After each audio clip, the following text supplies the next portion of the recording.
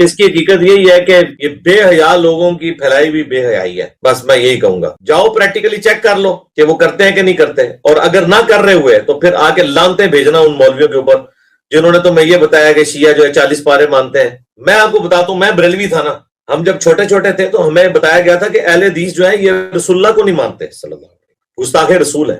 مجھے آج بھی یاد ہے کہ میں ایک دفعہ اہل حدیث کی مسجد کے باہر سے گزرا اور میں نے کلمہ لکھا ہوا دیکھا, تو میں نے گھر آ کے باقاعدہ اپنے گھر والوں کے سامنے یہ بات رکھی اپنے ماں باپ کی کہ آج میں نے وہاں وہابیوں کی مسجد کے باہر بھی پورا کلمہ پڑھا ہے, لا الہ الا اللہ محمد رسول اللہ.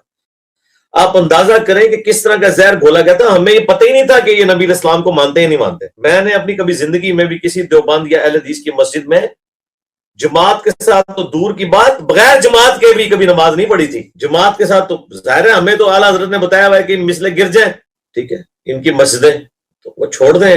یہ لوگ تو مطلب کوئی ایک دوسرے کا وہ معاملہ نہیں کرتے, تو یہ جھوٹ بولتے ہیں ایک دوسرے کے بارے میں.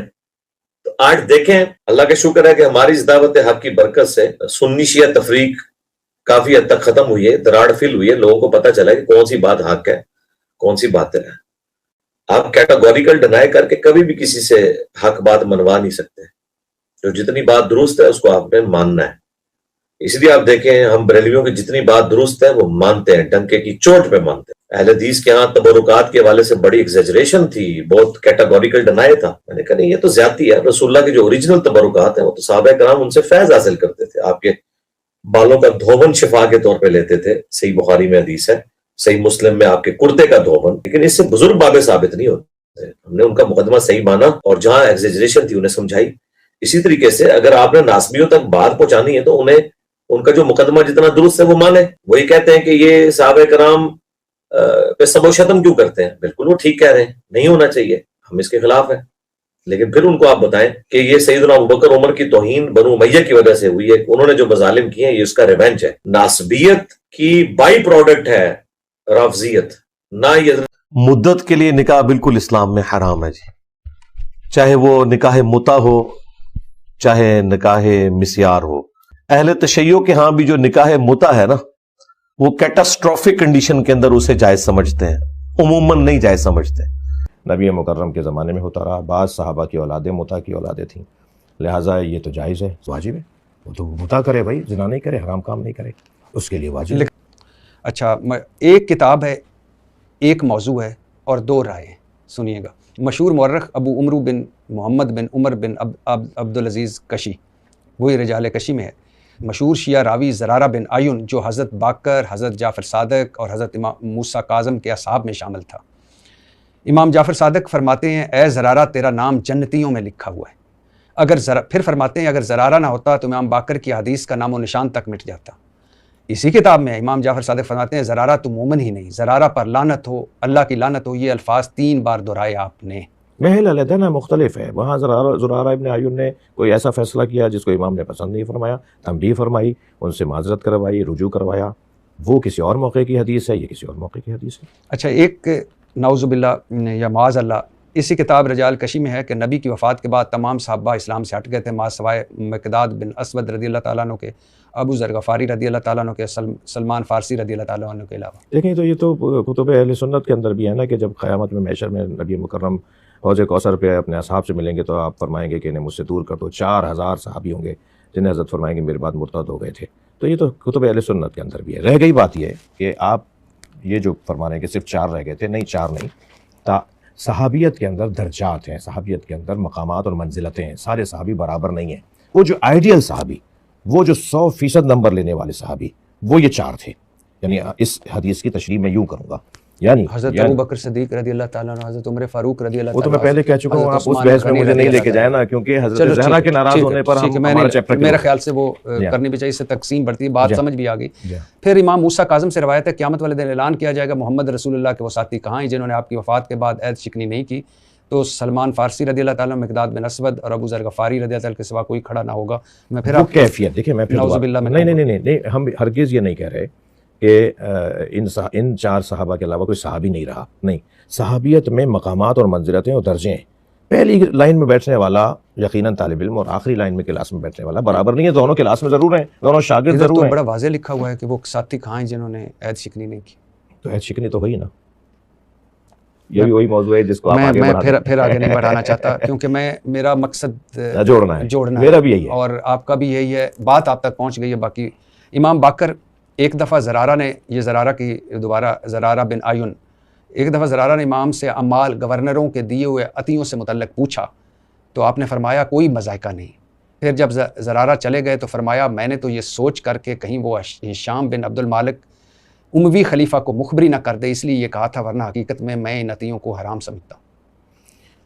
میں نے عرض کیا کہ تخیہ کے اوپر حمل کریں گے. بہت ظلم تھا، بہت زیادتی تھی. اگر کھل کے آتے ان بادشاہوں کے خلاف تو وہ جو برکتیں ان کے وجود کی تھیں، وہ جو علم پھیل رہا تھا، وہ جو لوگوں کو ہدایت مل رہی تھی، وہ سلسلہ بند ہو جاتا. اور کچھ حقائق بھی تھے. مثلا ہشام کے اگر پر ہم ہسٹری پہ جائیں گے، جس کی طرف آپ جس کا نام اس روایت میں ہے، تو ہشام کے تو بڑے عجیب و غریب کارنامے اور معاملات ہیں. تو اگر اس بادشاہ، یعنی میں آپ سے کیا عرض کروں کہ ابو جعفر منصور دمانقی جس نے امام جعفر صادق علیہ السلام کو زہر دیا، یعنی اس کے سامنے امام کے خاص صحابہ، خاص افراد، خاص شاگرد اس کے سامنے بات نہیں کر پاتے تھے. جان کا مسئلہ ہے، آبرو کا مسئلہ ہے. اچھا پھر امام نے بھی کہا ہوا ہے کہ اپنی جان، اپنی آبرو چھوٹی چیزوں پہ قربان نہیں کرو، کرنی ہے تو بڑی چیزوں پہ قربان کرو. تو یہ جو بحث ہم جب لے کر آتے ہیں تو تقیہ کی بحث لے کر آتے ہیں کہ یہاں پر یہ کام کرنا ہے، یہاں یہ کام نہیں کرنا. شیعہ محدث صفار محمد بن حسن صفار کمی کلینی کے استاد ہیں، کتاب بصائر الدرجات میں لکھتے ہیں، یہ معتبر ترین کتاب ہے آپ کی. کلینی نے اس کتاب سے روایت نقل کی. مدرسہ تبریزی میں اس کتاب کو عظیم کا کتاب کہا گیا ہے.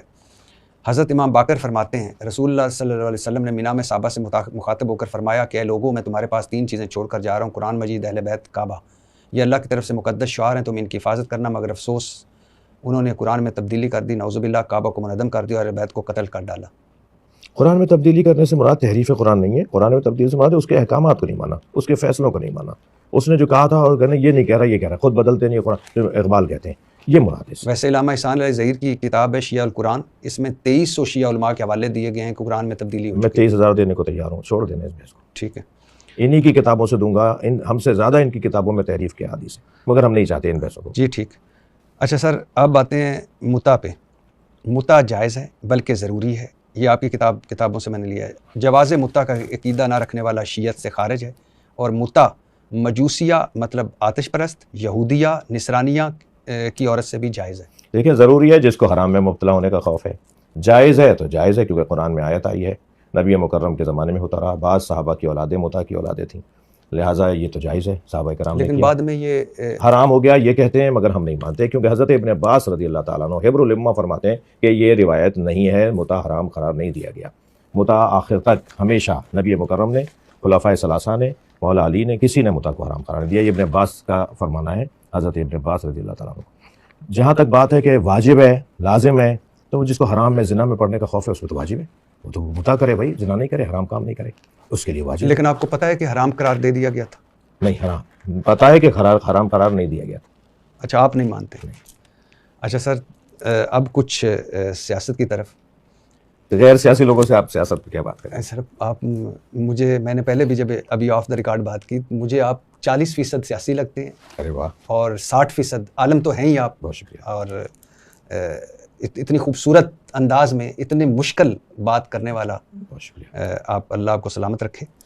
لیکن یہ بتائیے گا کہ عمران خان صاحب آئے تھے، آپ نے امام ضامن باندھا تھا، پھر آپ گئے بھی، ان سے ملے بھی جا کے جب ان پہ حملہ ہوا تھا. کیسا پایا آپ نے عمران خان کو بحیثیت انسان اور پھر بحیثیت وزیر اعظم؟ بحیثیت وزیر اعظم تو وہ کامیاب نہیں رہے، ان کی ٹیم اچھی نہیں تھی، ان کے لوگ جیسا ہونا چاہیے. میں سب کو نہیں، بعض بہت اچھے لوگ ہیں، وہ ناراض نہ ہو جائیں. اور